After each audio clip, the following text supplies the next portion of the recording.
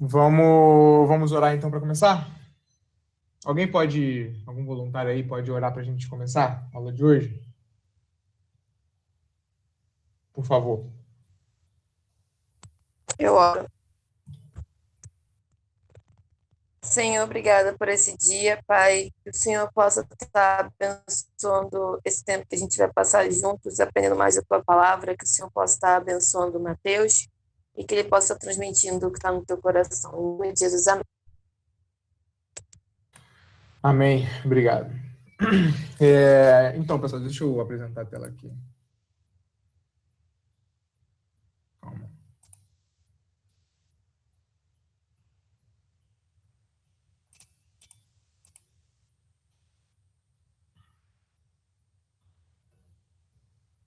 Vocês estão vendo aí?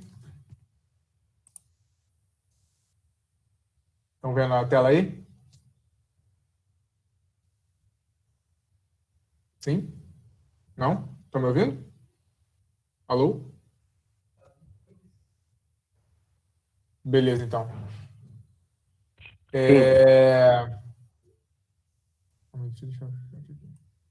Show, pessoal. Vamos começar, então. O Tiago terminou, então, o assunto da semana passada sobre Deus, né? Atributos de Deus. Ele falou sobre atributos de Deus, sobre Trindade. E agora a gente vai começar vai começar agora a falar sobre salvação. Um nome mais bonito aqui, né? É soteriologia. Tiago falou sobre teontologia, né? Que é o estudo do ser de Deus. Agora a gente vai falar sobre soteriologia, que é o estudo da salvação. Eu acredito que esses dois temas, teontologia e soteriologia, são talvez os mais importantes e mais fundamentais da teologia cristã. Salvação é um assunto muito importante. E acredito que muito do evangelicalismo moderno tem uma soteriologia muito fraca, né? Eu acredito de verdade nisso. Acredito que existe uma falta de compreensão de como funciona o pecado, a natureza pecaminosa do ser humano, e a relação entre a salvação e a graça, né?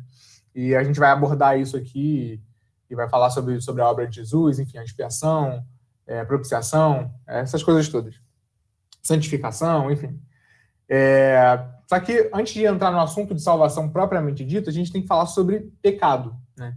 Essa é a aula de hoje. A gente vai falar sobre pecado original. Isso vai ser mais uma introdução ao assunto do que a salvação propriamente dita. No finalzinho eu vou falar um pouco sobre graça, né? Aí já vou estar entrando mesmo no assunto que a gente vai abordar nessas próximas 3 aulas. E é muito importante falar de pecado para falar sobre salvação, né? Como botei aí, o pecado é uma tendência essencial para a nossa compreensão do que é a salvação. Normalmente, em teologia sistemática, você não tem pecado como um assunto de soteriologia, né? Pecado é um assunto de antropologia, né? Que é o estudo do homem, do ser humano, né? Só que, de qualquer forma, faz muita diferença, né? Normalmente, a antropologia vem antes de soteriologia, né? Então, quando o cara chega em soteriologia, ele já viu, né, o assunto sobre pecado, né? E faz muita diferença na compreensão do que é a salvação, né? Porque, justamente, a salvação, ela pressupõe um problema, né? Se você precisa ser salvo, é porque existe algum problema, existe alguma perdição aí, né? Então, dependendo de como você entende o problema, isso vai fazer toda a diferença na maneira como você compreende a solução do problema, obviamente. E por exemplo, existe uma teologia que é um tanto moderna, chamada teologia da libertação, que é muito do contexto latino-americano. Essa teologia, ela vê o grande problema da sociedade como sendo uma questão da opressão entre as classes fortes para as classes fracas, né? A opressão das classes fortes para as classes fracas. Parece muito uma maneira de enxergar a teologia com as lentes marxistas. Eu não tenho nenhuma propriedade para falar de marxismo aqui.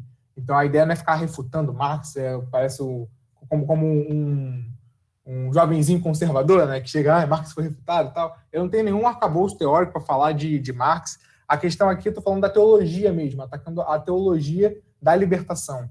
né? Porque o grande problema da sociedade, por mais que isso seja um problema, a opressão, a pobreza, o grande problema da sociedade não é esse não é o problema fundamental, né? Na verdade, esse problema é fruto de outro problema, que é mais fundamental ainda, né? Que é o problema do pecado.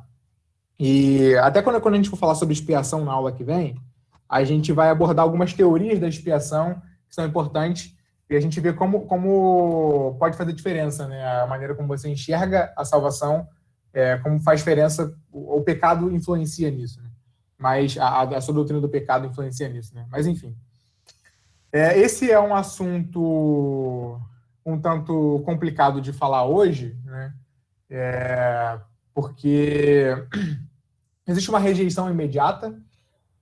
Nesse livrinho aqui do C.S. Lewis, ele até fala que os apóstolos, quando pregavam sobre pecado, eles podiam ter a convicção de que até os pagãos tinham a consciência de uma cólera divina ali, né?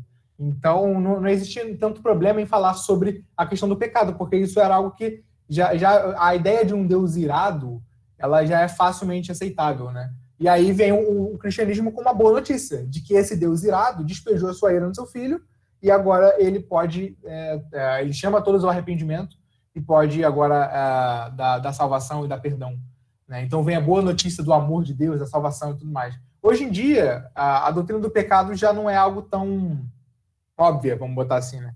E o cristianismo tem que dar primeiro a notícia ruim, para depois vir com a boa notícia, né? O Tim Keller tem uma frase que eu sempre uso quando falo sobre pecado, sobre esse assunto, que eu acho sensacional. Isso nos apresentará um quadro obscuro da humanidade. No entanto, é o pano de fundo contra o qual a joia reluzente do evangelho brilha com intensidade ainda maior. Então, quanto mais escuro está o ambiente, quanto mais escuro é o pano de fundo, mais reluzente fica o brilho, né, da joia, né? Ou a luz, qualquer luz fica mais significativa diante de um quadro obscuro. É exatamente essa a ideia. A salvação fica muito mais, brilha com muito mais intensidade quando a gente tem a consciência da terrível realidade do pecado.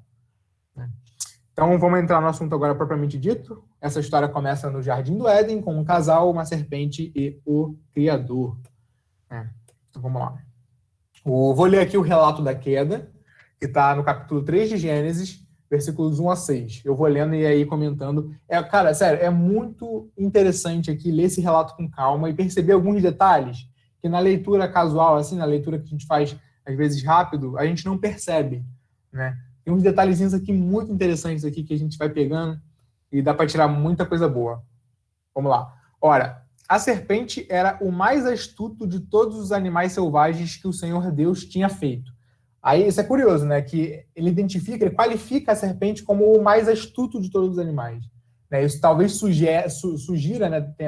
Dê a sugestão de que tudo que ela vai fazer daqui para frente foi friamente calculado. Então, ela estava escolhendo bem as palavras, escolhendo bem o procedimento que ela ia ter. Ela foi astuta, ela foi certeira, né, na maneira como ela procedeu daqui para frente. Aí, vamos lá. E ela perguntou à mulher: foi isto mesmo que Deus disse? Não comam de nenhum fruto das árvores do jardim? Mano, olha só que interessante. Se você lembrar bem lá no capítulo 2 de Gênesis, Deus dá a ordem para Adão de que não comessem do fruto da árvore do conhecimento do bem e do mal. Essa era a ordem. Olha só como a serpente chegou perguntando: foi isso mesmo que Deus disse? Não comam de nenhum dos frutos da árvore do jardim? Olha só a sutileza, né? Como foi de fato astuto, né? Como a serpente foi astuta ali no seu procedimento. Ela já veio ela não perguntou o que foi que Deus disse. Ela meio que já aumentou demais a situação, sabe?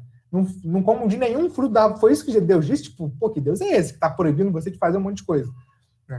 É bem curioso. Aí olha só que a mulher responde. Isso aqui é sensacional, olha só. Respondeu a mulher à serpente: podemos comer do fruto das árvores do jardim. Mas Deus disse: não comam do fruto da árvore que está no meio do jardim, nem toquem nele. Do contrário, vocês morrerão. É muito curioso que Deus não proibiu Adão e Eva de tocar na árvore. Não tem nada falando sobre tocar. Proibiu eles de comer do fruto, né? Então, talvez aqui, não sei se a gente pode especular tanto, né? Mas talvez ela já tenha caído já na armadilha da serpente, né? Porque a serpente aumentou a situação. Deus foi isso que Deus falou, não como de nenhum. Aí ela falou, não como mais nem toquem. Talvez ela mesmo já aumentou a situação, talvez ela já tenha caído na armadilha da serpente. Aí a serpente vai lá e aproveita. Diz a serpente à mulher, certamente não morrerão, né? Ou seja, Deus falou para não comer da árvore do jardim, do contrário, vocês morrerão. Aí vem a serpente aqui e nega completamente a palavra de Deus. Segundo. Nega completamente a palavra de Deus. Deus fala que não, que vai morrer, e a serpente vem e diz exatamente o contrário. Certamente não morrerão. O curioso é que a serpente parece aqui um teólogo liberal, né? Aquele que relativiza a palavra de Deus, né? Que na discussão está rolando uma discussão teológica aqui, certo? E a serpente está relativizando a palavra de Deus. Parece muito um teólogo liberal, né? Quando as pessoas relativizam a palavra de Deus, elas estão fazendo muito parecido com... Eita, calma aí. Parou de... Agora foi. Quando as pessoas relativizam a palavra de Deus, elas estão indo no procedimento exatamente do que um teólogo liberal faz. A teologia liberal tem essa característica, né, de relativizar o que a Escritura diz, de negar a inspiração, de negar a revelação, enfim, a inerrância das Escrituras. E aqui ele está negando explicitamente o que Deus fala, né? E depois ele diz, Deus sabe que no dia em que dele comerem, seus olhos se abrirão e vocês serão como Deus, conhecedores do bem e do mal. Aí olha só a sugestão que ele coloca, né? Vocês vão ser como Deus. E aí vem a tentação da mulher, né? Quando a mulher viu que a árvore parecia agradável ao paladar, era atraente aos olhos e, além disso, desejável para dela se obter discernimento, tomou do seu fruto, comeu e deu ao seu marido, que comeu também. Né? Então, ela caiu aqui na cilada da serpente, né, e deu a Adão. Eu acho curioso, você já viu um cara falando, né, que Eva discutiu ali com a serpente, estava num debate teológico, e Adão não disse palavra nenhuma, né? Pelo menos Eva discutiu, né? Pelo menos ela debateu alguma coisa, né? Adão não disse nada e já comeu logo, né? E aí a desgraça acontece. É curioso, porque nesse relato aqui, a gente vê que a essência do pecado aqui, né? A essência do primeiro pecado não se limita a uma mera transgressão de um mandamento, de uma regra, né? A coisa é muito mais profunda que isso. Eles não simplesmente desobedeceram uma regra, né? O que acontece? Adão e Eva se colocaram no lugar de Deus como referencial supremo para interpretar a realidade. A serpente sugeriu de que quando eles comessem, eles se tornariam conhecedores de algo que eles não conheciam e de que eles estariam na posição de Deus, eles seriam como Deus, né? Então, em vez de falar assim, não, eu interpreto a realidade tendo Deus como meu ponto de referência. Então, se ele disse, né, eu obedeço, né? Na verdade, eles, eu vou ter uma certa independência aqui, certo? Eu vou conhecer algo independentemente de Deus, sabe? Eu vou ser como ele, ter uma posição epistemológica mesmo, de conhecimento, né, diferenciada e talvez autossuficiente, sabe? Então, eles estão se colocando no lugar de Deus aqui, certo?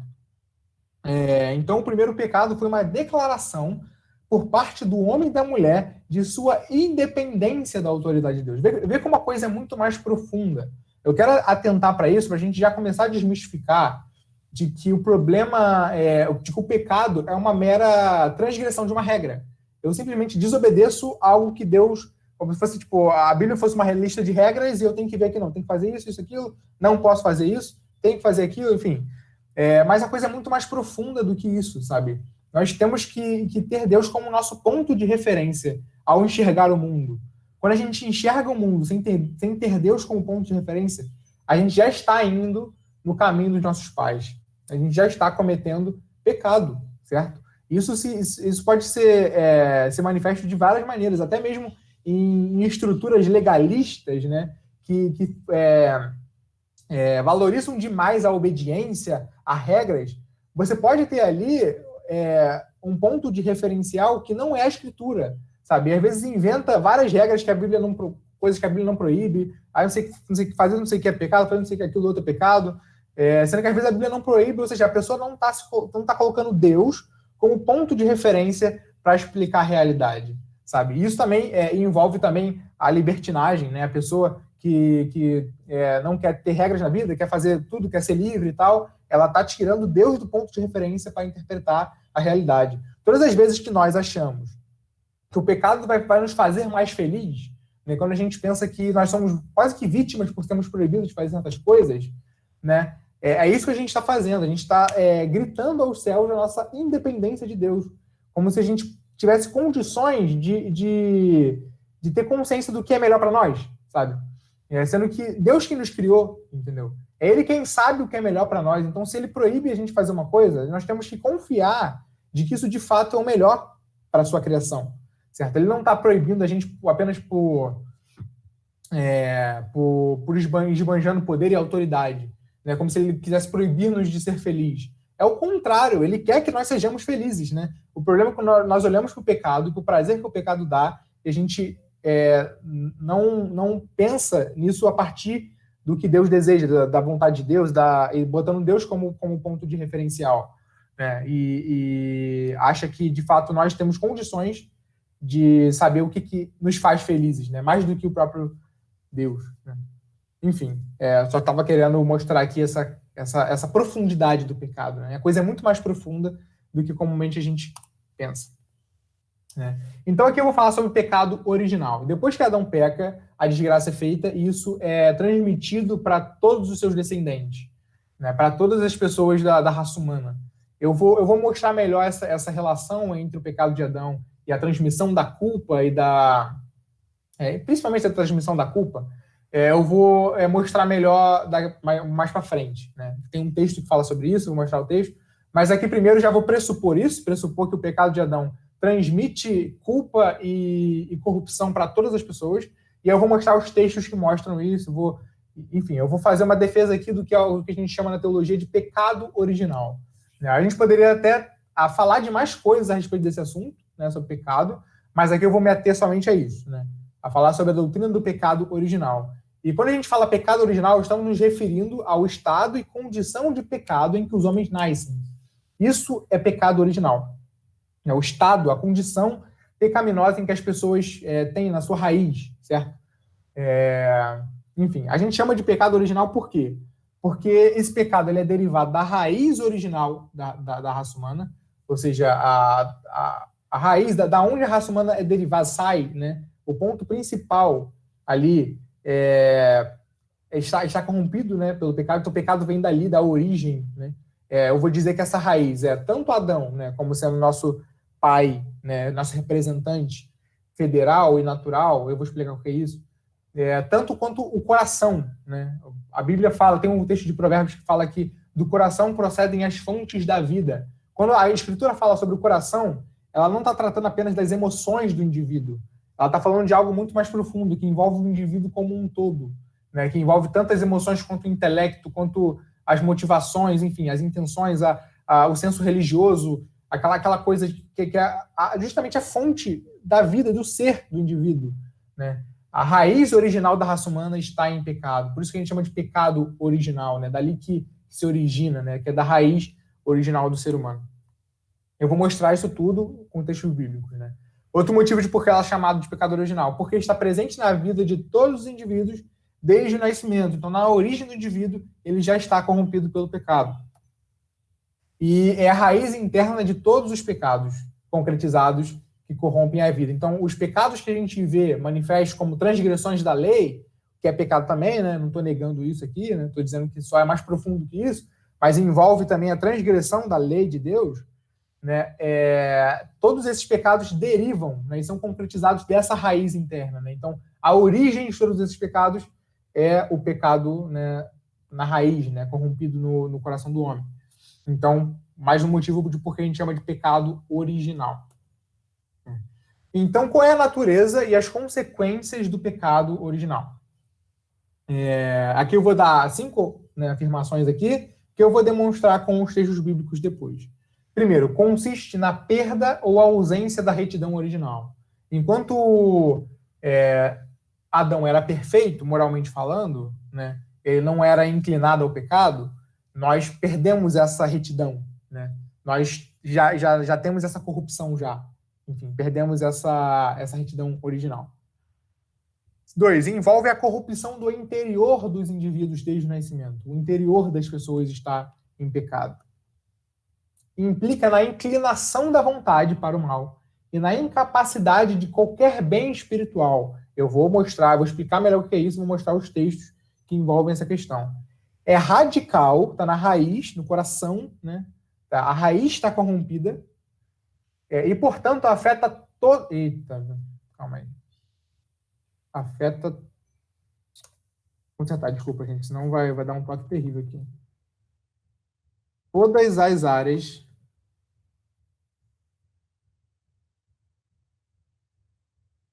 Oh, desculpa, calma aí. Não, estava certo.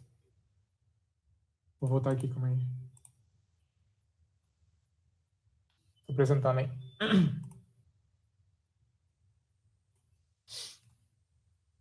Vai, desculpa. Então, é radical e, portanto, afeta todos os seres humanos. Eu acabei me enrolando aqui, acho que estava errado, mas está certo. Bem como a totalidade do ser humano. O que implica isso? Por isso que eu me confundi aqui, né? Que implica que afeta todos os seres humanos e todas as áreas da constituição humana, né? Todos os aspectos do que o indivíduo foram afetados pelo pecado. A gente vai ver isso daqui a pouco.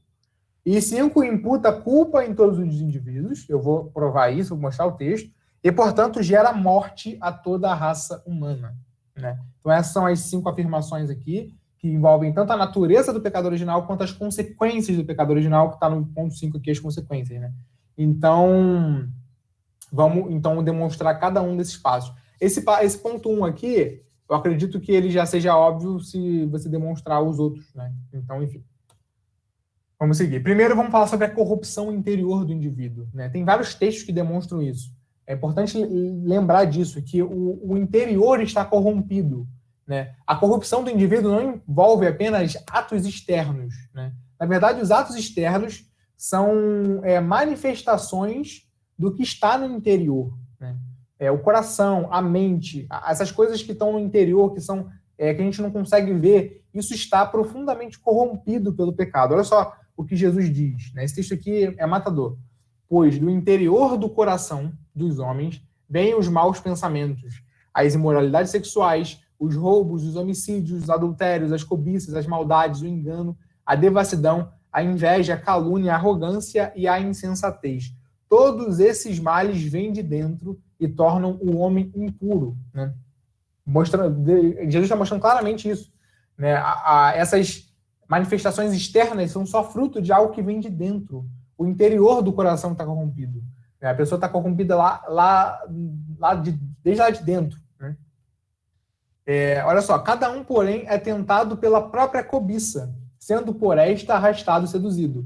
Então, a cobiça, tendo engravidado, dá à luz o pecado, e o pecado, após ter se consumado, gera a morte. Olha só, a cobiça não é algo que você consegue enxergar, assim, né? Não é como você vê alguém matando outra pessoa, né? Ou alguém roubando, né? Algo externo. Não, a cobiça está lá dentro. Inclusive, a cobiça é proibida no 10º mandamento, né? Então, já no mandamento, lá nos 10 mandamentos, você já tem essa preocupação com algo interno, né? Já fica claro isso, né? Então, o Tiago está falando aqui que da cobiça do ser humano, que está lá no interior do coração do indivíduo, isso seduz o indivíduo e tenta o indivíduo, e aí isso então dá à luz o pecado, né? Então a cobiça tendo engravidado, olha só que ilustração interessante, né? Tendo engravidado, dá à luz o pecado, né? E o pecado, após ter se consumado, gera a morte. Então vem a consequência do pecado, né? Então, isso é muito interessante, porque aqui a gente já pode começar a ver como o pecado ele é culpa nossa, né? A gente costuma colocar culpa em questões externas, mas, na verdade, quando a gente cai em pecado, a gente só está exteriorizando algo que está dentro do nosso coração, né? Então, a culpa é nossa, sabe? A gente é tentado por causa da nossa própria inclinação pecaminosa, da nossa própria corrupção interior, né? Nós somos maus, né? Nós somos maus aqui dentro, né? Nós somos maus de fato. Então, a gente é tentado por causa da nossa própria maldade. A gente já tem que ter isso em mente, né? Lógico que existe uma atuação de Satanás, né? Isso não há dúvida, Mas, em primeiro lugar, quando a gente cai em tentação, a gente já tem que lembrar, isso é por causa da maldade do meu coração, da corrupção interior do meu coração. Eu sou mau por natureza. Né? Vamos lá. Esse texto aqui de Jeremias também é muito interessante. O coração é mais enganoso que qualquer outra coisa e a sua doença é incurável. Né? Então, o coração do indivíduo interior está em engano. Né? Pior conselho que você pode ouvir, é siga o seu coração. Esse é o pior conselho que você pode ouvir na sua vida. Né? O seu coração é enganoso. Se você seguir o seu coração, você está frito. Né? O seu coração é enganoso. Nós temos que dar ouvidos ao que o Senhor diz. Né? Deus, ele tem a verdade. Nosso coração é mau, inclinado ao pecado. Se a gente ouve ele, a gente vai cair em armadilha. Né? Aí aqui o texto de Provérbios que eu falei. Né? Acima de tudo, guarde o seu coração, pois dele depende toda a sua vida. Né? Se eu não me engano, em outra tradução, ou em algum outro texto, não estou lembrando agora, mas eu me lembro de ter isso na cabeça. Né? Pois dele vem as fontes da vida. Não sei se é alguma outra tradução que eu li, mas eu já vi essa versão. Pois dele depende pois dele provém as fontes da vida, né? Do coração vem as fontes da vida. Enfim, de qualquer forma, você vê aqui a preocupação do autor de Provérbios em guardar o coração, porque o coração ali, tudo da vida depende dele. Né? Eu só botei esse texto para mostrar essa questão. Né? Então, a gente vê aqui que o pecado ele é muito mais profundo, como eu já falei, do que meros atos errados. Né? O pecado envolve pecaminosidade. Quando a gente fala de pecado, a gente está falando tanto da transgressão de uma lei, né? Está escrito não matar, o cara matou, pecado. Bom, isso aí que todo mundo sabe. Mas pecado envolve também a corrupção interior do indivíduo. A pecaminosidade. Quando a gente fala de pecado, a gente está falando também de pecaminosidade. Tenham isso em mente. E outra, não é simplesmente que somos pecadores porque pecamos. A gente tem essa tendência a achar isso. Pecamos, então somos pecadores. Na verdade, a ideia não é essa. A ideia é que nós somos pecadores. Somos pecadores. Então nós pecamos. Nós herdamos essa natureza corrompida já. Né? Então nós já somos pecadores.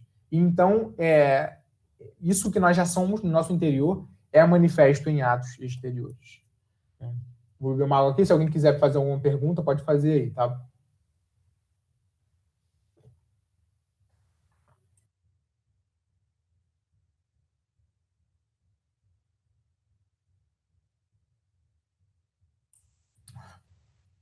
Então, vamos lá.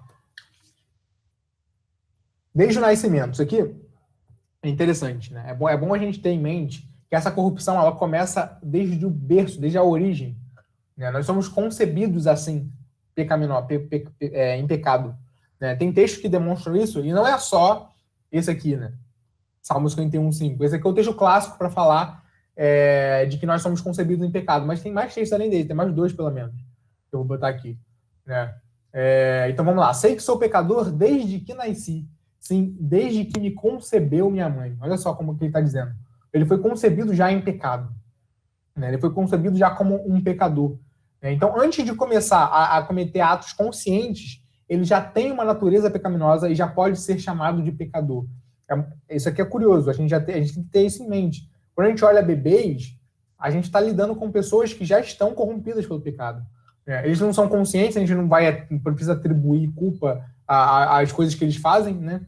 Tem a questão da culpa de Adão, que eu vou mostrar daqui a pouco, mas, de qualquer forma, a gente está lidando com pessoas, com seres pecaminosos, sabe? Com seres corrompidos mesmo. Olha só isso aqui. Os ímpios erram o caminho desde o ventre. Desviam-se os mentirosos desde que nascem. Veja, né? Desde o nascimento, o pecado aqui. Olha só esse texto de Gênesis 8:21. Pois o seu coração é inteiramente inclinado para o mal desde a infância. Falando da humanidade como um todo aqui, né? O texto está cortado, mas é porque é continuativo.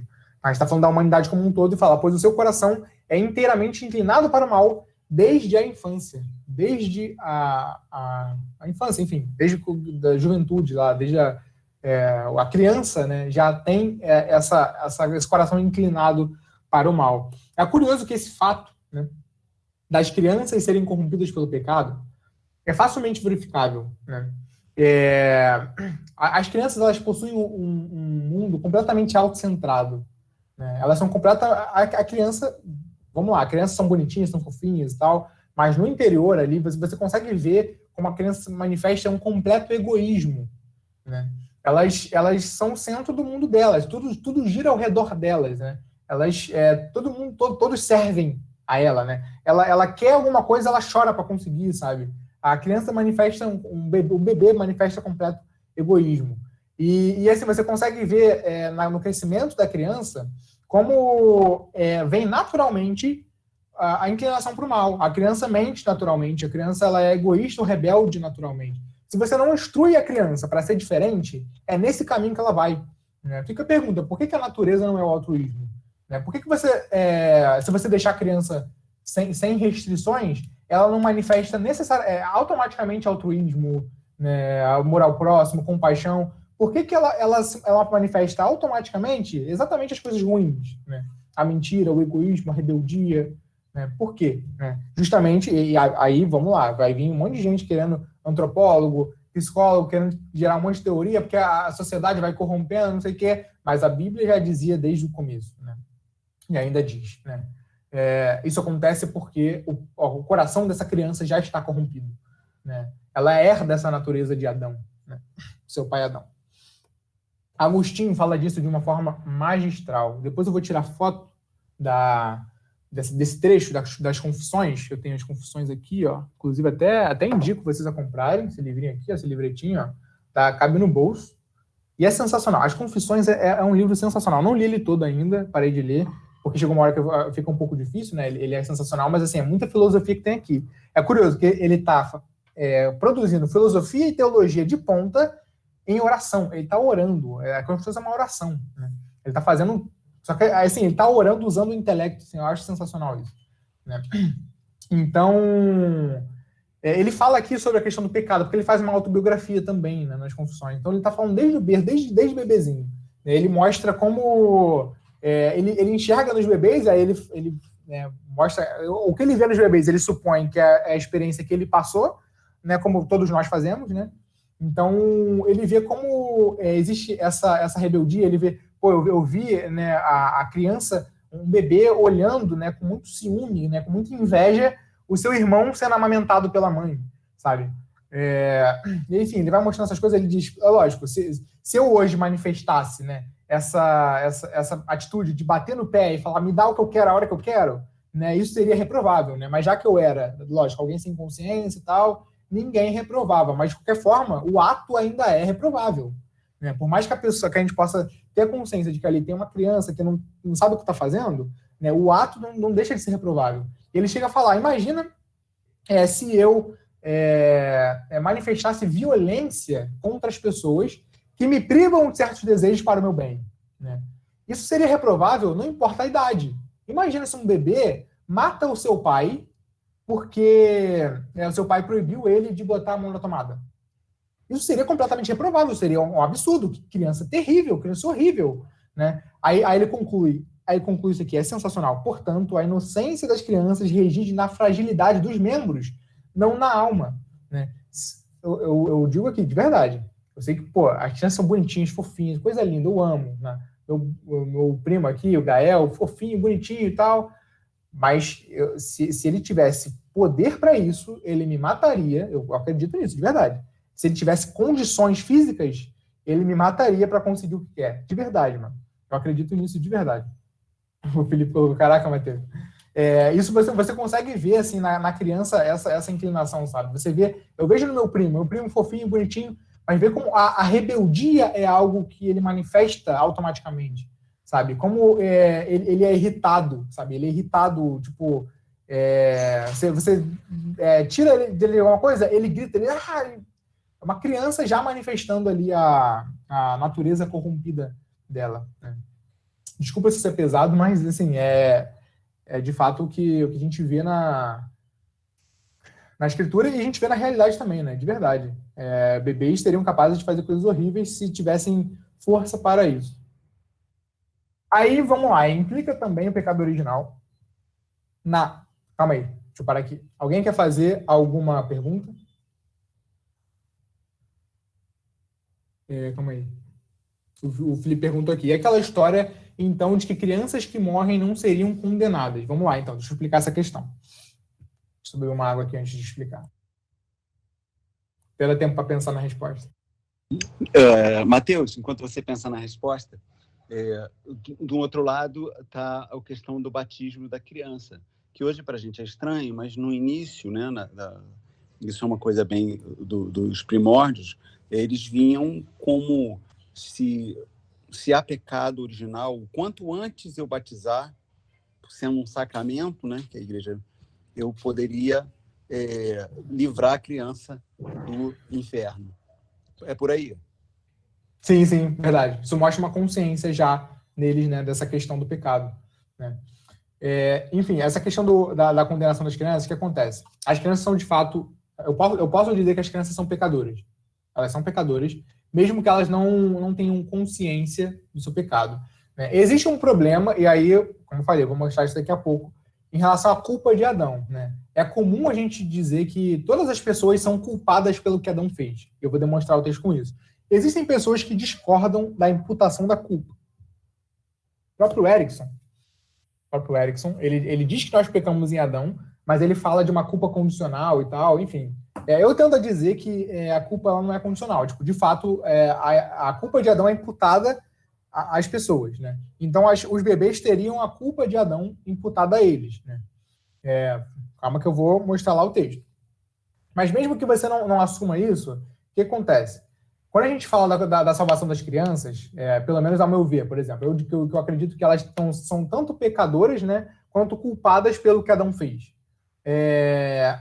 Elas são salvas por causa de alguns textos que demonstram, que mostram isso, né? Que delas são o reino dos céus, enfim. Tem um texto de Davi, quando o filho que ele tem com Betseba morre, até como condenação do pecado dele, né? Ele diz que espera, se eu não me engano, não lembro o texto agora, mas ele espera encontrar, né, o filho depois da morte, né? Então, alguns textos mostram que dão a entender, né, nos dá base para isso, de que as crianças todas vão para o céu, né? Agora, o motivo pelo qual elas vão para o céu é porque Cristo tomou o pecado delas, né? Eu diria isso, entendeu? Então, isso não muda o fato de que elas são pecadoras. Elas são pecadoras de fato, mas se elas vão para o céu é porque Jesus morreu por elas, sabe? Aí é lógico, elas não manifestam fé em Jesus, talvez justamente porque elas sejam pessoas que não têm capacidade de, ao ouvir a mensagem, manifestar fé em Jesus, né? Diferente de alguém que nunca ouviu falar em Jesus, mesmo que ele ouvisse, ele teria capacidade de, né, manifestar fé em Jesus. Mas enfim, aí é uma coisa mais profunda aí que teria que até refletir mais ou até ler mais, mas eu diria isso, né? As crianças não são condenadas não porque elas não têm culpa, né? Ou porque elas não são pecadoras, ou porque elas não têm a inclinação ou a corrupção do interior, né? Mas porque Jesus morreu no lugar delas, né? Eu estou lendo um livro ali recentemente que ele nega a questão da culpa imputada, né? De qualquer forma, ele concorda com essa questão da corrupção do interior. Então, as crianças elas são pecadoras, sim, né? Têm um coração corrompido, mas esse livro nega a imputação da culpa de Adão, né? Então, ele vai dizer que elas vão para o céu justamente porque elas não têm culpa sobre elas, né? Enfim, não é uma leitura possível, não vou dizer que não é possível, só é pouco ortodoxa, normalmente não é essa a visão. Mas pegou a ideia? Tá? Quer perguntar mais alguma coisa, Felipe? Consegui responder? Tudo certo? Show. Se ficar alguma ponta solta, pode falar, tá? Então, beleza. Então, inclinação da vontade e incapacidade, né? Outra consequência, ou talvez algo da natureza do pecado original, né? Que é muito importante, Olha só.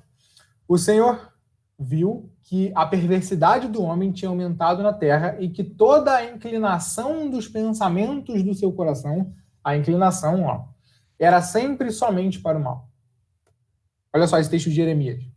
Será que o etíope pode mudar a sua pele, ou o leopardo as suas pintas? Assim também vocês são incapazes de fazer o bem, vocês que estão acostumados a praticar o mal. Ou seja, tem tanto a inclinação da vontade, os pensamentos do coração do homem estão inclinados para o mal, tem essa inclinação, quanto a incapacidade para fazer algo bom, né? Algo genuinamente bom. Mas calma que eu vou explicar isso melhor.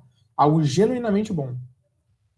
Olha só, semelhantemente, toda árvore dá frutos bons, mas a árvore ruim dá frutos ruins. A árvore boa não pode dar frutos ruins, nem a árvore ruim pode dar frutos bons. Só um segundo, gente.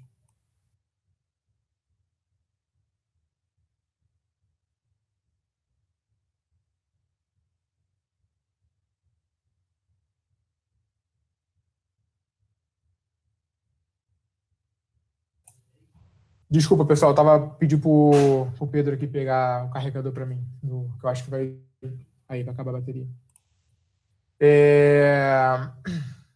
Calma aí, espero que dure. Deixa eu botar isso aqui, que eu tô com medo de acabar a bateria aqui.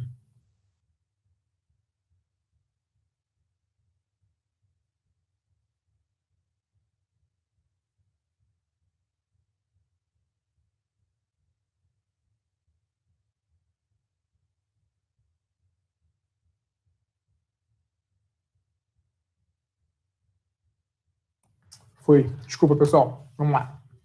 Então, olha só esse texto de Mateus, né?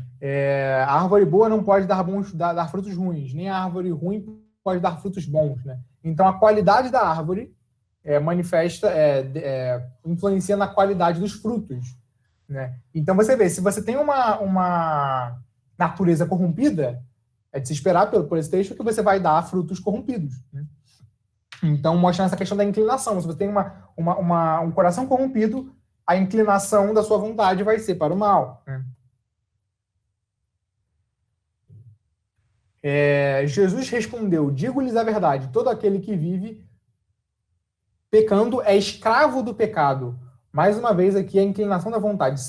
A sua vontade está escravizada, né? O pecado escraviza a pessoa no pecado, né? Então, você vive pecando, você está escravo daquilo ali, né? Você está escravo, então a sua vontade está corrompida, está caída, está inclinada, né? Pois o que faço não é o bem que desejo, mas o mal que não quero fazer, esse continuo fazendo. Então você vê aqui Paulo manifestando até um desejo de fazer o bem, não é 7:1, tá? Tá errado aqui, deve ser... Enfim, eu acabei escrevendo errado, agora eu não lembro qual é o versículo, mas não é 7:1, não. 7 é alguma coisa lá. Pois o que faço, né, enfim, você vê que Paulo manifestando um desejo de fazer o bem até, né, porque eu quero ir para ali, mas eu não consigo, justamente porque existe essa inclinação, né, existe essa escravidão, né. Isso aqui é muito importante, a gente entender que o pecado afeta, de fato, a vontade dos indivíduos, né. Aí isso remonta a uma discussão lá atrás, né, entre Agostinho que escreveu as Confissões, que eu mostrei, e Pelágio, né? Pelágio acreditava que o ser humano era completamente capaz de obedecer à lei de Deus, né? Então, você tem ali, se Deus deu certas regras para a gente cumprir, então a gente simplesmente pode cumprir elas, né? Inclusive, aí ele era alguém muito moralista, então ele tinha ali um certo desempenho religioso, né, Pelágio. Então, ele, por conta dessa história de vida, ele achava, não, eu consigo obedecer à lei, então a lei é simplesmente tem que obedecer, então as pessoas têm que simplesmente obedecer. Ou seja, a salvação é por obras. Eu obedeço, então sou aceito por Deus. Né? Algo completamente legalista. Né? Agostinho, né, na sua história de devassidão, né, e de dificuldade em manter até a castidade, né, ele tem um histórico em relação a isso, ele já havia uma diferença. Né? Ele queria obedecer a Deus, mas muitas vezes ele se via incapaz e via uma inclinação voltada para o mal e tal. E aí, até, lógico, fundamentado em texto, ele defende essa questão da vontade do indivíduo estar corrompida. Né? Então, aqui, tem que tomar cuidado para não parecer que eu estou querendo ensinar calvinismo. Né? Não é essa a ideia, né? Estou ensinando algo que, tipo, qualquer pessoa bíblica vai concordar. Né? Só que a gente tem que tomar muito cuidado quando fala de livre-arbítrio. Né? Não vou negar, o livre-arbítrio não existe. Não vou lacrar aqui como um reformadinho de internet, não. Mas o livre-arbítrio do ser humano foi de fato afetado. Né? A gente tem que levar isso em conta. É lógico que ao Deus chamar os indivíduos ao arrependimento, existe aí uma questão de graça, né, de Deus convencer o coração do indivíduo. Então, existe uma ação sobrenatural já no coração do indivíduo para que haja uma disposição diferente. Se essa ação é irresistível ou não, vai ter as discussões e tal, mas enfim, não é isso que eu vou entrar aqui. Mas que tem uma ação, tem que ter. Porque se não tiver, o indivíduo sempre vai voltar para o mal, sabe? Sempre vai voltar para desobedecer a Deus, para sua rebelião em relação a Deus, sabe? Então, é importante isso. A condição das pessoas hoje são diferentes das condições de Adão e Eva, né? Eles podiam não pecar, Adão e Eva podiam, eles tinham lá a condição, tinham lá a opção, pecar ou não pecar. Nós não podemos, nós sempre pecamos, sempre vamos pecar. Somos incapazes de fazer o bem genuíno, o bem em sua completude, né? Eu li, numa das sistemáticas que eu estava lendo para estudar, do Alistair McGrath, ele usa uma ilustração de Agostinho, né?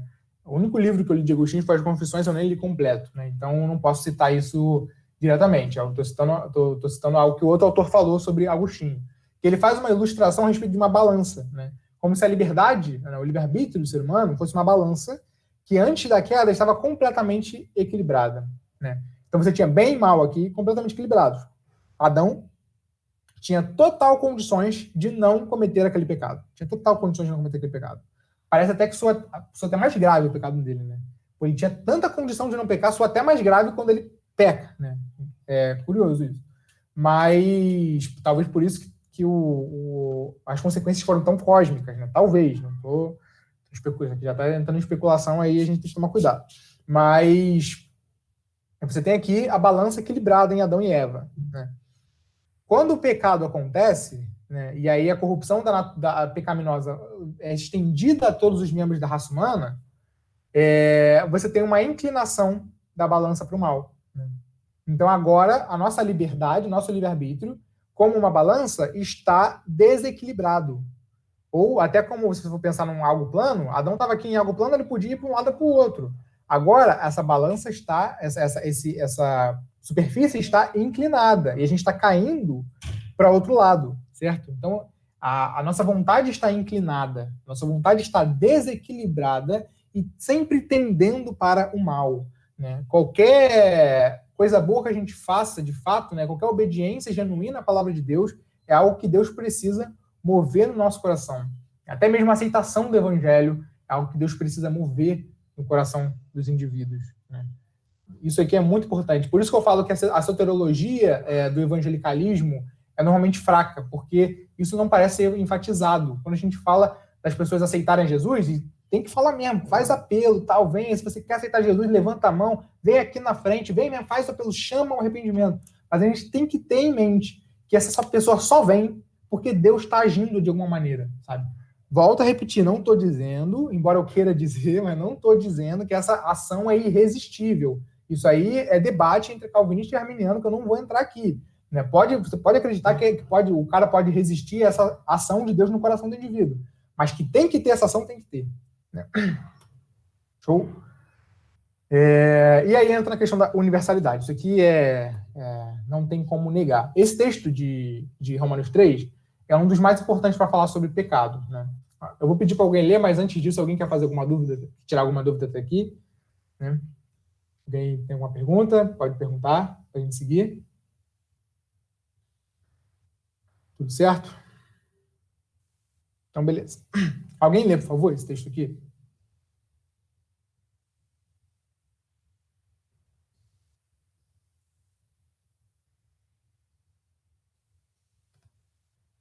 Alguém? Alô? Tá me ouvindo? Estou ouvindo. Como está escrito, não há nenhum justo, nenhum sequer. Não há ninguém que entenda, ninguém que busque a Deus. Todos se desviaram, tornaram-se juntamente inúteis. Não há ninguém que faça o bem, não há nenhum sequer. Suas gargantas são um túmulo aberto, com suas línguas enganam. Veneno de serpentes está em seus lábios. Estão cheios de maldição e amargura. Seus pés são ágeis para derramar sangue, ruína e desgraça marcam seus caminhos, e não conhecem o caminho da paz. Aos seus olhos é inútil temer a Deus. Show. Então você vê aqui a descrição que Paulo faz da condição humana, né? Que descrição terrível, né? Olha só o que ele diz, não conhecem o caminho aos seus olhos é inútil temer a Deus, eles não querem servir a Deus, né? Não há ninguém que faça o bem, não há nenhum sequer, enfim. A ideia que eu botei esse aqui é mais para mostrar essa questão da universalidade. Não há nenhum justo, nenhum sequer. Então todos estão nessa condição. Não há ninguém que busque a Deus, né? Mas o texto mostra essa questão da disposição também do indivíduo a sempre tender para o mal. É uma descrição horrível aqui que Paulo está fazendo, né? Aí olha só, esse texto de Romanos também é clássico. Todos pecaram e estão destituídos da glória de Deus. Aqui Salomão está orando depois que construiu o templo. Aí ele está falando, Deus, quando... quando o povo pecar, né, está orando, está intercedendo pelo povo de Israel. Quando pecarem, pois não há ninguém que não peque, ele fala isso. Aí segue orando. Eita. Calma aí. Então, você tem aqui uma clara descrição do pecado universal em todas as pessoas, né? Aí João fala, se afirmamos que estamos sem pecado, enganamos-nos a nós mesmos e a verdade não está em nós. Então, qualquer pessoa que diz que não tem pecado está enganando, né? Então, você vê os textos claramente falando da universalidade dos pecados. Isso aqui é ponto passível, não tem discussão nenhuma. E, além disso, você tem um pressuposto muito claro de um pecado universal. Quando Paulo fala lá no Areópago, né, que ele está pegando aquela pregação maravilhosa, né, que ele pega o altar ao Deus desconhecido e fala, veja que vocês são muito religiosos, tem aqui até um altar ao Deus desconhecido, pois eu vou lhes mostrar qual é o Deus que vocês não conhecem. Sensacional. Aí ele diz, no passado, Deus não levou em conta essa ignorância, mas agora ordena que todos, em todo lugar, se arrependam. Se ele ordena que todos se arrependam, pressupõe-se que todos têm pecado, né? Porque todos precisam de arrependimento. E ainda, o fato de que todas as pessoas morrem implica que todas são culpadas de pecado. A morte é consequência do pecado. Então, se todas as pessoas morrem, se a mortalidade está em todos, então significa que o pecado ali está em todas as pessoas. Show. A universalidade é tranquila. Agora vem a depravação total. Eu vou explicar o que é isso. Isso aqui é um assunto que tem muito a ver com essa discussão entre calvinismo e arminianismo, né? Mas isso é interessante, porque nos dois pontos, né, nas duas discussões, calvinismo e arminianismo, que vai entrar na questão da eleição, da predestinação, que são assuntos que a gente não vai tratar aqui, mas todos eles, os dois posições, concordam com a depravação total, né? Se você for ver lá os pontos tal que definem cada soteriologia, os dois concordam com a depravação total. Aí depois vem as outras questões. A eleição, quando Deus seleciona pessoas para a salvação.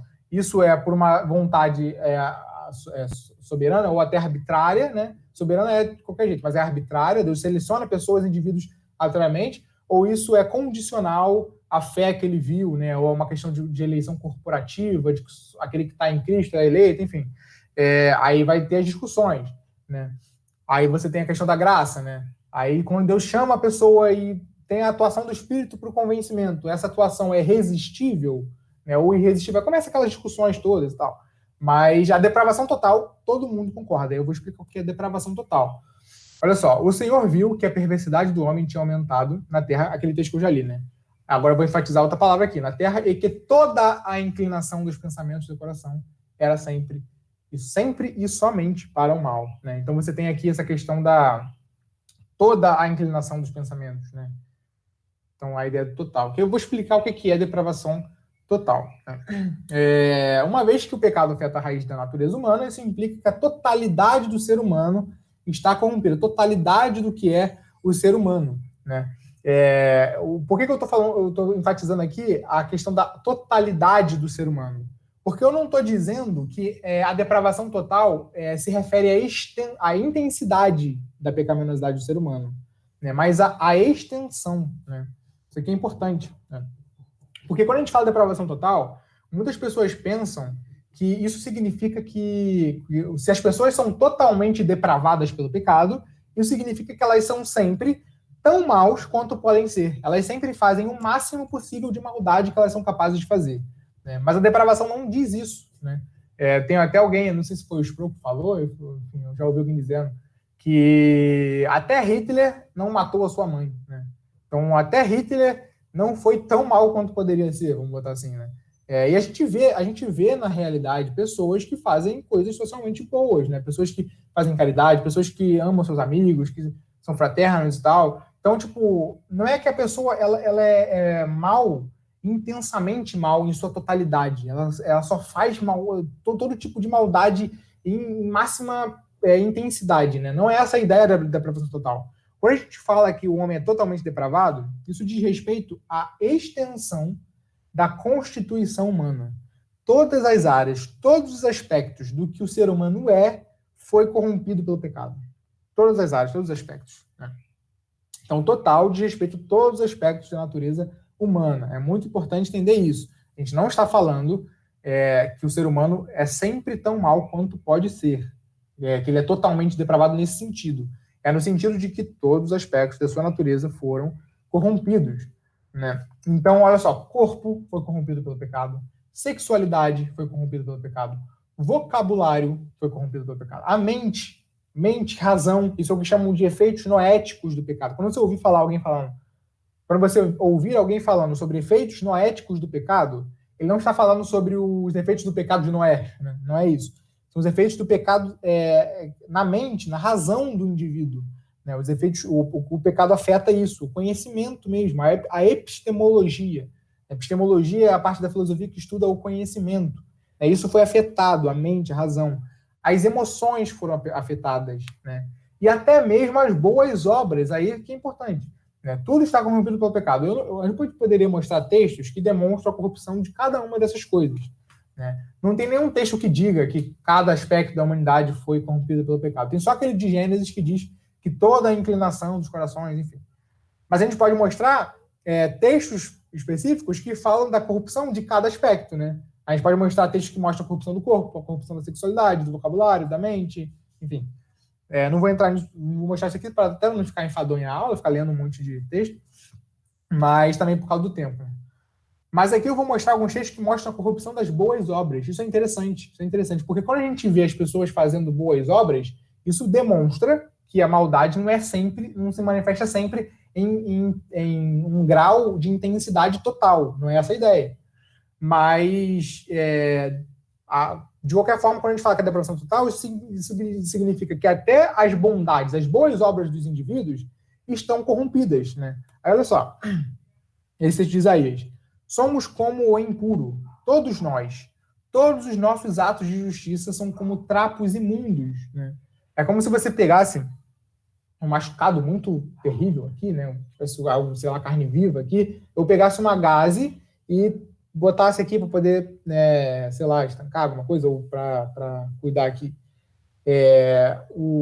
A corrupção aqui, né? Talvez do machucado, né? Vai sujar a gaze. Ou talvez uma doença, né? Talvez uma melhor ilustração seja a lepra. Eu, sinceramente, nunca vi uma pessoa com lepra, né? Mas parece que é algo bem, num estágio grande, assim, né? É algo que corrompe demais, assim, o corpo do indivíduo.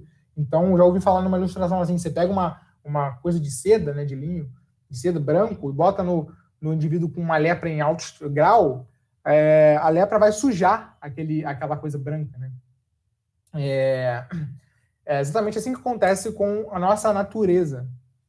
Quando a gente faz coisas boas, né, socialmente boas, aceitáveis, por mais que isso seja de fato bom, né, ajudar o próximo é algo bom, existe a nossa corrupção natural, né, interior, corrompe aquilo ali, né, de forma que a gente não consegue fazer o bem de forma genuína, né, completamente boa, né. Sempre vai ter alguma corrupção, talvez uma intenção que não seja adequada, né, a pessoa faz com uma intenção ruim, egoísta, ou talvez simplesmente por a pessoa não fazer isso para a glória de Deus, né? Olha só. Assim, quer vocês comam, bebam ou façam qualquer outra coisa, façam tudo para a glória de Deus. O que o homem sem Deus faz para a glória de Deus? O que o homem, no seu estado de impiedade, né, sem ser regenerado, faz para a glória de Deus, né? Ou seja, o ser humano, em tudo que faz, está corrompido pelo pecado. Ele faz tudo numa posição de rebeldia ao seu Criador. Ele faz tudo numa posição de colocar, de tirar Deus do ponto de referência para interpretar a realidade como Adão e Eva fizeram. Então, tudo que ele faz vai se corromper, né? Veja como é importante entender como a depravação total funciona, para você não pensar que eu estou dizendo que todo ser humano é o Hitler ou algo pior, né? Ou todo ser humano é um diabo. Não é isso que eu estou dizendo, um demônio. Não é isso que eu estou dizendo. Mas eu estou dizendo que tudo que o ser humano faz tem ali a corrupção do pecado. Olha só esse texto de Romanos 14, 23. Tudo que não provém da fé é pecado, né? O que o incrédulo faz por fé? Nada. E outra aqui, ame o Senhor, o seu Deus, de todo o seu coração, de toda a sua alma, de todo o seu entendimento. Né? O que o incrédulo, né, faz amando o Senhor, né, de todo o coração, né? Ou seja, ele está em constante estado de pecado, né, diante de Deus, né? Enfim. Essa frase do John Stott é muito boa para resumir o que eu estou falando sobre depravação total. Alguém pode ler, por favor?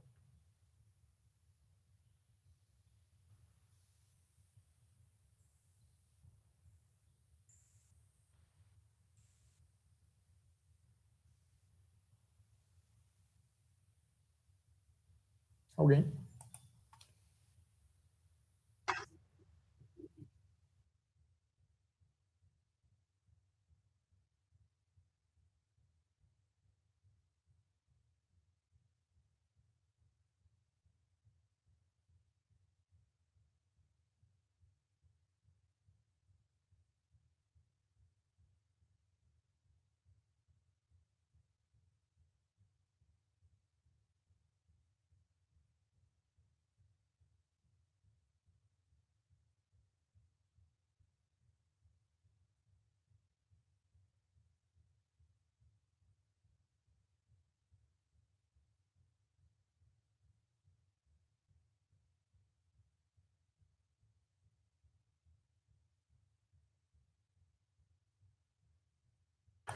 Perfeito.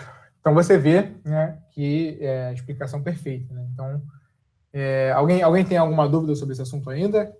Alguma coisa ficou de fora? Se quiser voltar em algumas outras questões, se ainda ficou ruim aquela questão das crianças, né? Se alguma ponta ficou solta, por favor, perguntem para não deixar nada solto aqui. Posso seguir? Tudo certo? Então, vou seguir. Só antes de seguir, esse livro aqui do C.S. Lewis, O Problema do Sofrimento, ele fala uma hora sobre a maldade humana e tal, fala sobre o pecado original, enfim. Tem uma hora do livro que ele meio que refuta a depravação total. Ele meio que nega a depravação total. Ele está falando sobre a pecaminosidade humana e ele diz, não estou dizendo aqui, não estou fazendo uma defesa aqui da depravação, da doutrina da depravação total. Por dois motivos. Primeiro, porque pelo dado lógico de que se o cara é totalmente depravado, ele não saberia disso, né? Faz sentido. E justamente, as pessoas não sabem que são totalmente depravadas. Então, não acho que isso seja um bom argumento contra, né, a questão. E depois ele diz porque a gente vê muito bem no mundo, né? Mas aí eu me recolho na minha insignificância, mas digo aqui que parece que C.S. Lewis não entendeu a doutrina, né? O livro é fantástico. Comprem, leiam, é sensacional. Difícil, tá? Livro difícil. É complicado mesmo, tem acho que o livro é complicado. Mas de qualquer forma, livro sensacional, gostei pra caramba do livro. E tive que ler 2 vezes para poder entender, né? Enfim, cobraram no seminário, aproveitei para ler de novo ele, foi melhor para assimilar algumas coisas. Só que, de qualquer forma, é um autor falível. Eu sei que é o C.S. Lewis, eu sei disso, mas é um autor falível. Então parece que ele não entendeu a depravação total. Porque, de fato, as pessoas não sabem que são totalmente depravadas. Elas não têm consciência disso, justamente porque efeitos no ético do pecado. Afetou a mente, afetou a consciência, afetou o conhecimento. Mas, quando ele diz também que, porque a gente vê muito bem no mundo, de fato, a gente vê muito bem, mas a depravação total não diz que isso não acontece, né? Ela não nega que existe muito bem no mundo, ela só nega que existe qualquer bem genuíno, né? Qualquer bem em sua totalidade, como ele falou aqui. Ninguém é tão mal quanto poderia ser, fato. Nem os nossos atos é tão bom quanto deveria ser. Essa aqui é a questão, né? Vamos seguindo aqui.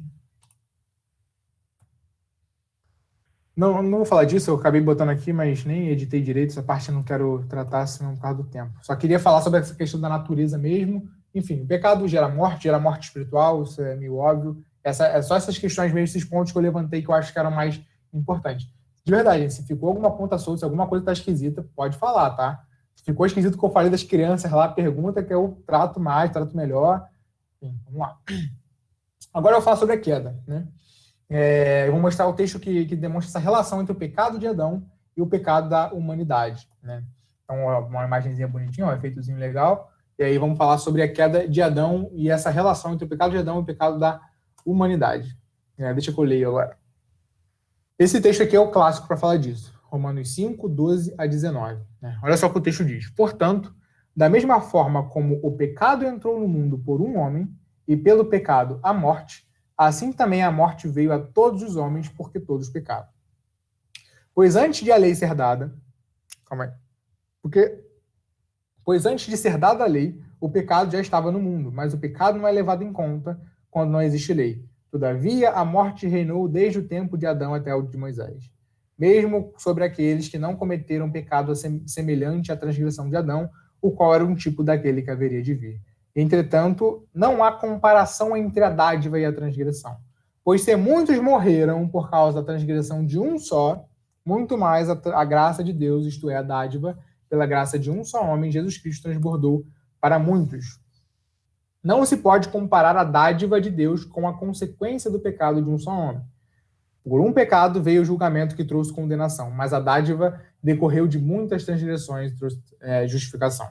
Se pela transgressão de um só a morte reinou por meio dele, muito mais aqueles que recebem de Cristo a imensa provisão da graça e a dádiva da justificação, da justiça, reinarão em vida por meio de um único homem, Jesus Cristo. Consequentemente, assim como uma só transgressão resultou na condenação de todos os homens, eu deveria ter enfatizado essa parte aí, botado colorido aí. Como uma só transgressão resultou na condenação de todos os homens, assim também um só ato de justiça resultou na justificação que traz vida a todos os homens. Parece universalismo aqui, mas enfim, vamos passar. Logo, assim como por meio da desobediência de um só homem, muitos foram feitos pecadores, assim também, por meio da obediência de um único homem, muitos serão feitos justos. O texto é longo, desculpa estar lendo aqui, eu sei que às vezes é ruim ficar ouvindo alguém lendo, mas eu acho importante ler o texto bíblico aqui, né? Mesmo sendo um texto longo. Beleza. Infelizmente o texto não vai ficar aqui aparecendo para vocês, porque não tem espaço no slide, né? Mas, enfim, eu vou comentar algumas coisas desse texto aqui. Existe uma dificuldade no verso 12. Deixa eu mostrar qual é o verso 12. Portanto, da mesma forma como o pecado entrou no mundo por um homem, e pelo pecado a morte, assim também a morte veio a todos os homens, porque todos pecaram. Esse é o verso 12. Existe uma dificuldade aqui, né? Qual a dificuldade? Quando o texto fala porque todos pecaram, a morte veio a todos os homens porque todos pecaram, alguns interpretam esse porque todos pecaram como sendo os pecados individuais de cada pessoa. Então, a morte veio a todos os homens porque todos os homens pecaram, né? Então, a consequência ali é a morte o pecado individual de cada pessoa, né? Mas existe um problema, né, com isso aí, por conta de outras declarações que Paulo faz, né? Deixa eu até voltar aqui, né? Pela transgressão de um só, a morte reinou no mundo depois. Assim como uma só transgressão resultou na condenação de todos os homens. Aí fica complicada a ideia de que as pessoas morrem pelos pecados individuais de cada um, né? É difícil resistir no texto aqui, dentro do contexto geral, de que Paulo está falando que as pessoas morrem por causa do pecado de Adão, né?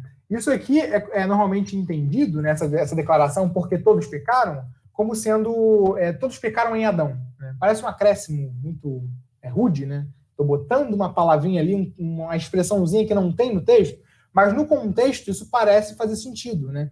E quando diz a morte veio a todos os homens porque todos pecaram, a ideia é que todos pecaram em Adão, né? Todos estavam lá em Adão pecando, né? Vou explicar como isso funciona.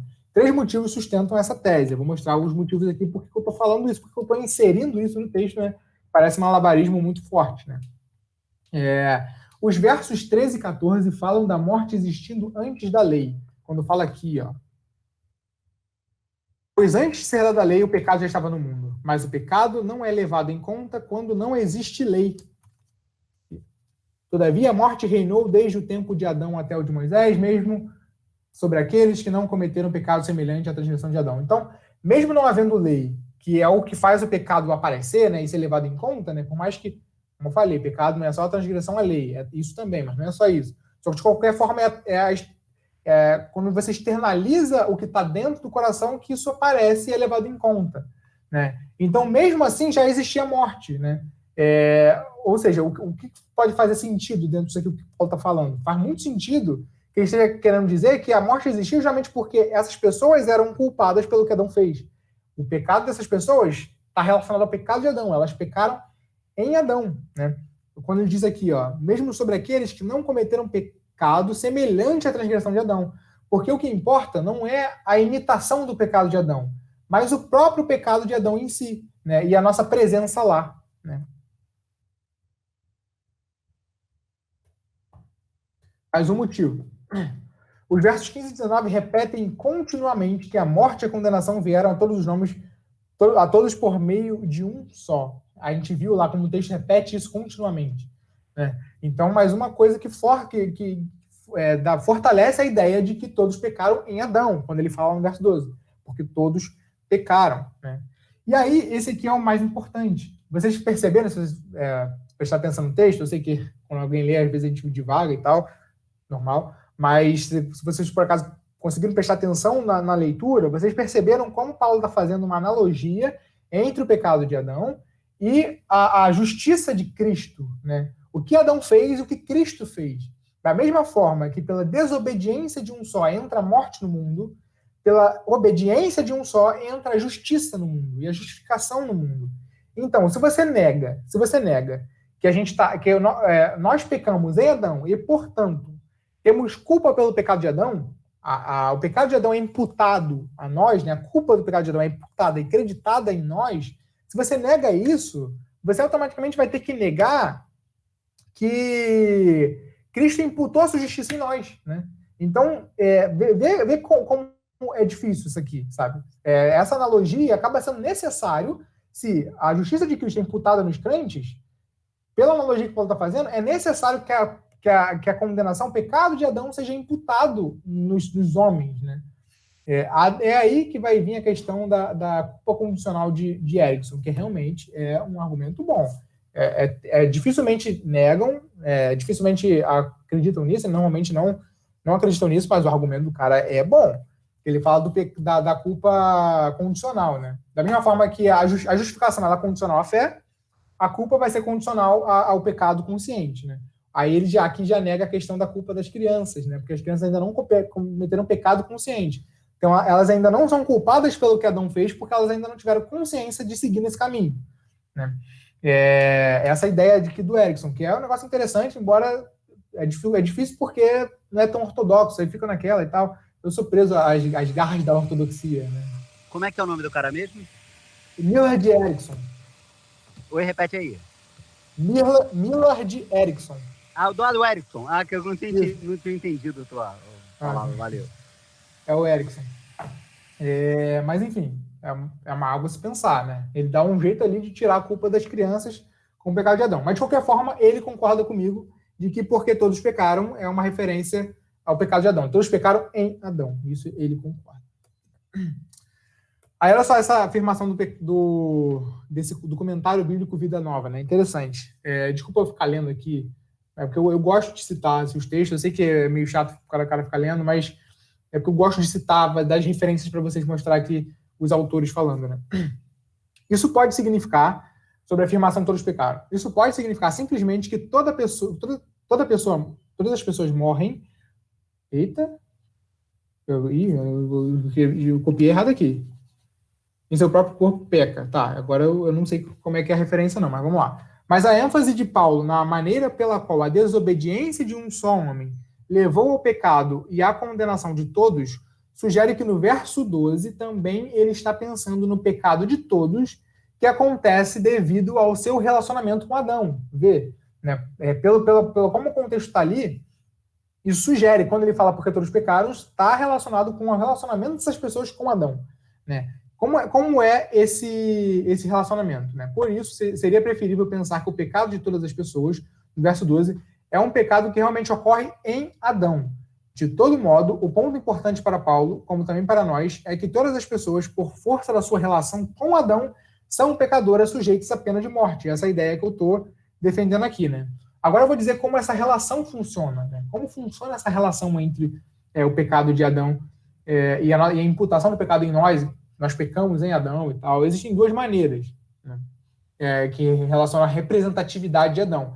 A primeira é a liderança natural, né? Porque Adão, ele é o pai de todas as pessoas, né? Todas as pessoas vêm dele, né?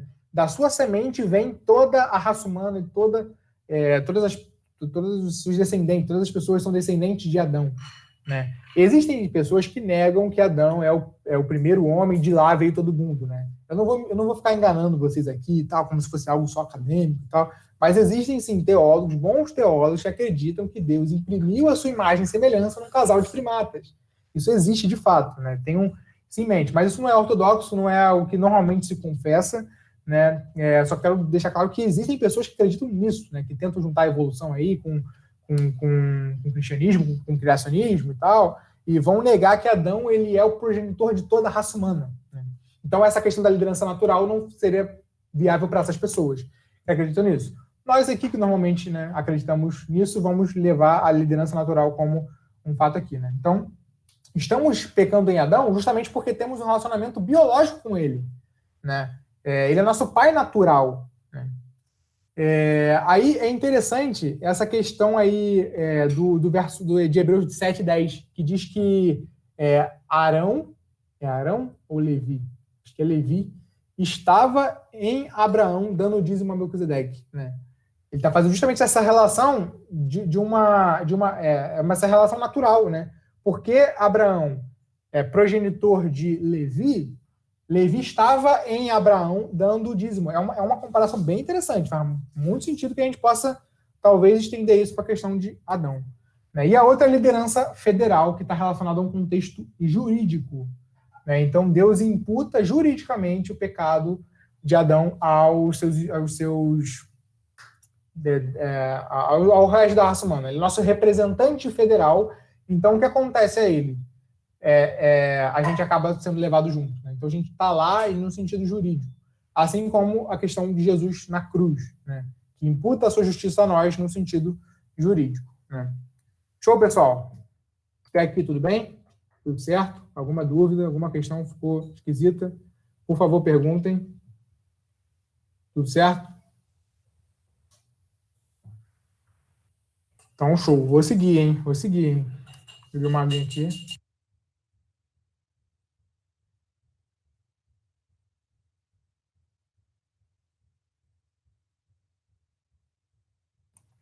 Então, tenha em mente isso. Somos culpados pelo que Adão fez. Isso é curioso. É uma coisa que eu fico... Dá uma questão esquisita, né? Poxa, o que eu tenho a ver com Adão e tal? Mas é o que a Bíblia revela, né? E lembra, uma coisa que me consola nessa questão, quando eu penso que, poxa, eu sou culpado pelo que Adão fez, mas eu não fiz e tal, duas coisas que me consolam. Primeiro, no lugar dele eu faria o mesmo, eu tenho certeza disso. Eu ia até contar uma história em relação a isso, mas não vai dar tempo. Mas é interessante sobre o primeiro livro das Crônicas de Nárnia.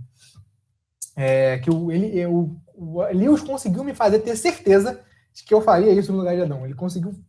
fez uma ilustração que eu falei, mano, no lugar de Adão faria exatamente o mesmo. Da maneira como o Lewis expôs a historinha ali, é sensacional. Mas, enfim. Além disso, tem essa questão da... o Will falou quanto ali. Aí, por causa do tempo, já 10 minutos ainda tem coisa para dar, infelizmente eu não vou poder. Mas... o Felipe também conhece a história. Desculpa, gente, não vai dar. Realmente, por causa do tempo, não vai dar para contar. Mas... Outra coisa que me consola é a questão da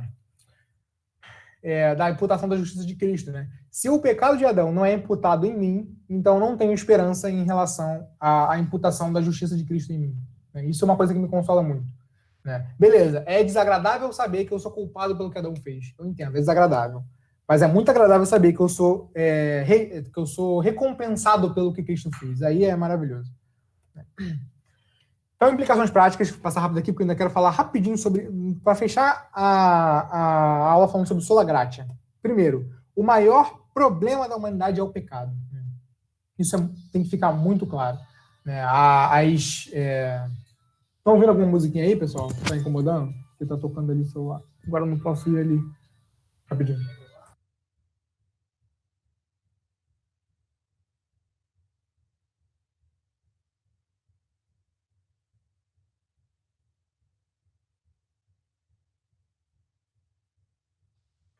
Vamos lá. Tá tocando ali, vou ter que esperar acabar de tocar.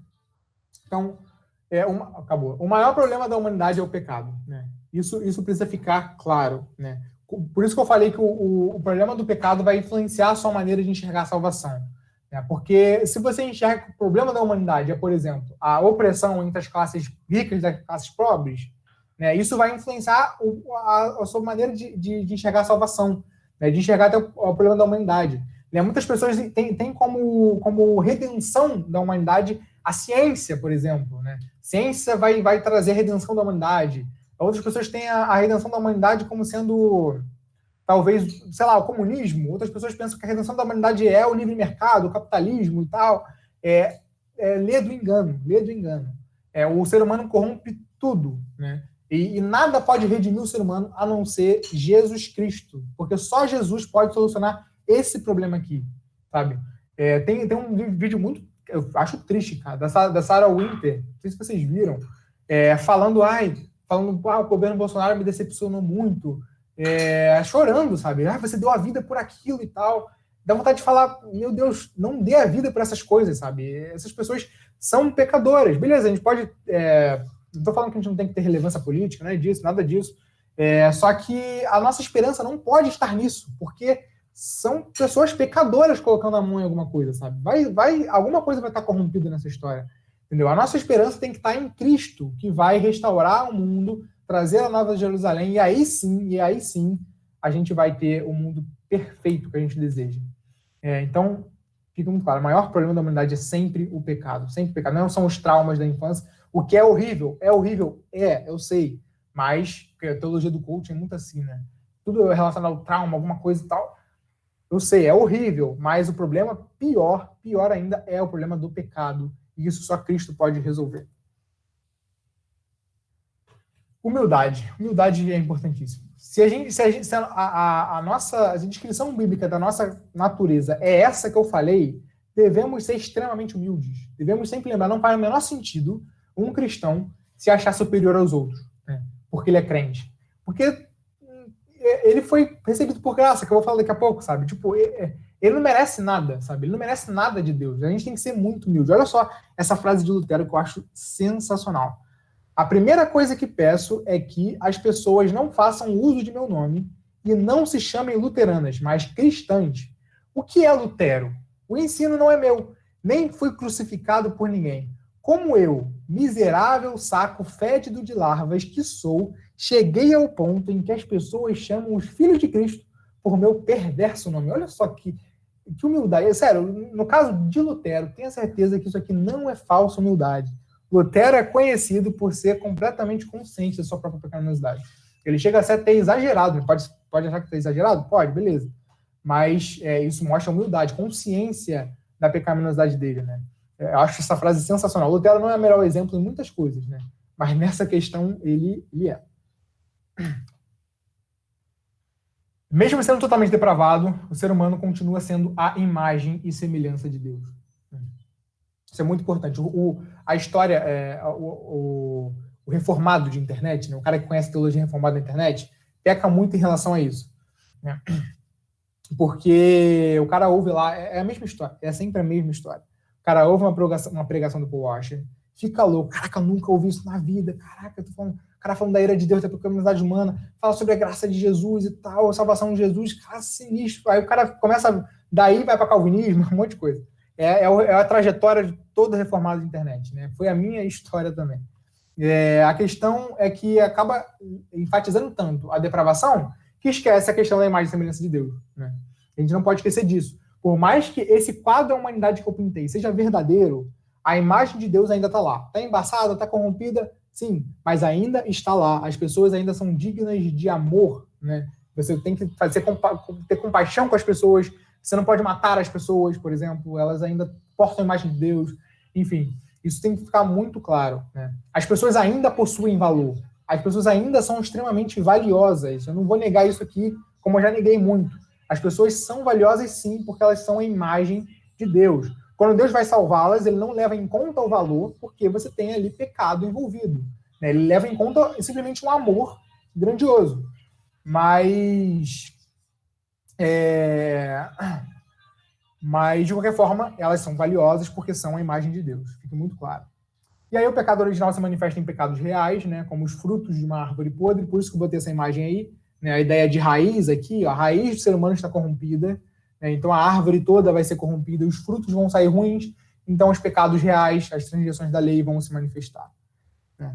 E aqui é absolutamente impossível alguém ser aceito por Deus por mérito próprio, entendam aqui agora, né? Como toda essa descrição que eu falei, implica nisso necessariamente, né?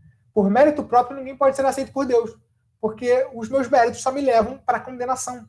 Só me levam para a condenação. Tudo que eu faço é corrompido pelo pecado, né? E somos incapazes de ir a Deus, a não ser que ele venha até nós. Somos incapazes. Se Deus não vier até nós primeiro, nós nunca vamos em direção a ele. Nisto consiste o amor, não em que tenhamos amado a Deus, mas em que ele nos amou e enviou o seu Filho como propiciação pelos nossos pecados. Não amamos a Deus, ele que nos amou, ele que tomou a iniciativa. Nós amamos porque ele amou primeiro. Isso é muito importante, isso é muito importante. Quando a gente dá um passo a Deus, quando a gente faz o apelo, o pessoal vem aqui na frente, quem quer aceitar Jesus, a gente tem que ter em mente sempre que Deus foi em direção a essa pessoa primeiro. Deus, se não fosse, essa pessoa não viria. Nunca. Ninguém pode vir a mim se o Pai que me enviou não o atrair, e eu o ressuscitarei no último dia. Ninguém pode vir. Olha o que o texto está dizendo.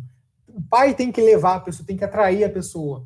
Não estou dizendo que é irresistível. Não estou dizendo. Mas o Pai tem que atrair a pessoa primeiro, senão a pessoa não vem. Certo, pessoal? Agora, para fechar, já tenho 2 minutos, 1 minuto. Para fechar, graça. Né? Tudo isso aqui implica de que a salvação é somente pela graça. Se Deus exigir de nós alguma coisa, estamos fritos. Estamos fritos. Né? Se o nosso pecado é tão grave assim, para Deus salvar a gente, ele só pode fazer isso se ele conceder como um presente gratuito. Deus tem que dar para nós a salvação. E ele deu. Isso que é fantástico. Ele deu o seu filho, abriu uma porta, abriu uma oportunidade. A salvação é somente pela graça. Uma dos motes da Reforma Protestante, aqueles 5 solas, né? A gente falou sobre sola escritura na aula de Bíblia. O Tiago falou sobre a glória de Deus, o que envolve o soli deo gloria, que também é um sola. Isso aqui é o sola gratia, somente pela graça. Você não tem mérito. Aquele problema lá da Inquisição, né? Pagar. Não existe. Como é que eu vou pagar a minha salvação? Não tem nada que eu possa dar para Deus, sabe? Eu só tenho trapos imundos. A minha justiça são trapos imundos. Não tenho nada, estou de mãos vazias. Não tenho nada para dar a Deus, mas Deus concede gratuitamente como um presente gratuito. Isso é maravilhoso, gente. Deus não exige nada de nós para nos dar salvação. É terrível quando as pessoas pensam que precisam fazer alguma coisa antes de chegar a Deus, né? Não, eu preciso primeiro ajeitar alguma coisa na minha vida para poder me batizar. Não, eu quero sim aceitar Jesus e tal, mas tem alguma coisa na minha vida que ainda... Meu amigo, é de graça, Deus está dando. Você não tem que consertar nada. Você não consegue consertar nada. Deixa Deus consertar a sua vida. Sabe? De fato, aí a gente vai falar sobre santificação, enfim. Mas aqui a questão é a salvação. Deus dá e concede de graça, inclusive tudo o que é necessário para a salvação. A própria perseverança Deus vai dar em nós, vai efetuar em nós tanto querer quanto realizar. O arrependimento é algo que Deus concede, pelo menos a possibilidade de que nós exercemos, né, essa atitude. Enfim, é gratuito. Vários textos mostram isso. Pois todos os pecados são destituídos da glória de Deus, sendo justificados gratuitamente por sua graça, por meio da redenção que há em Cristo Jesus. Ele é até redundante aqui, né? Gratuitamente por sua graça é redundante. Ele quer enfatizar a questão da graça, do presente gratuito. Não damos nada a Deus para ele nos salvar. Se é pela graça, já não é mais pelas obras. Se fosse a graça, já não seria graça. Pois vocês são salvos pela graça, por meio da fé, e isto não vem de vós, de vocês, é dom de Deus, não por obras, para que ninguém se glorie. Olha como o texto é claro. A gente não faz nada para receber a salvação. É Deus quem dá gratuitamente como um presente. Texto é longo, não vou ler. É longo, mas é sensacional. Leiam depois Tito 3, 4 a 7. Aqui é o finalzinho da Bíblia, né? O Espírito e a noiva dizem, vem. E todo aquele que ouvir, diga, vem. Quem tiver sede, venha. E quem quiser, beba de graça da água da vida. Deus está concedendo essa oportunidade às pessoas de forma gratuita. Deus está dando a salvação para as pessoas. Show, pessoal. Aqui depois. Então, é isso. Essa é a aula de hoje. Alguém tem alguma dúvida? Quem quer perguntar alguma coisa? Tudo certo? Matheus, Uhum. eu queria assim, destacar uma coisa que eu acho que é importante no contexto de quantos temos aqui? 7 pessoas? Tem 11 pessoas no total aqui. 11 pessoas, né? Olha só, você vê como é que é importante um tema desse. E me remete a como é importante o início da caminhada das pessoas num discipulado simples, singelo e próximo. Porque se você chegar para uma pessoa que acabou de se converter e colocar numa sala de aula para dar esse nível de argumentação, a gente fica assim, totalmente inviável. Porque você caminha na Bíblia lá e cá. Eu estou querendo destacar assim, a importância do que você está falando e a importância de pegar uma criança das pessoas que nascem no Evangelho e sentam com a gente para comer num pequeno grupo e aprende com doçura as coisas elementares da fé, que vão fortificá-las para elas poderem refletir questões que são, às vezes, até difíceis da gente, com toda a consciência, com todo o conhecimento, explicar, traduzir em palavras, né? Eu só queria destacar isso, assim, dando importância a esse nível de argumento, né? Que a gente, logicamente, vai... como se diz, esbarrar nele na nossa vida de aprofundamento, de conhecimento, mas o valor que tem a gente dar os primeiros passos de uma fé singela para que a gente possa depois se alimentar de alguma coisa mais robusta. Esse é um argumento assim, que eu estou querendo assim, dividir com a galera para eles tomarem consciência e não se apaixonarem apenas por isso, mas se apaixonarem pelas pessoas que precisam descobrir isso de um passo de cada vez, na singeleza do Evangelho, para se aprofundar quando você falou assim, os luteranos, né, eu costumo dizer que os calvinistas são mais calvinistas do que Calvino, né?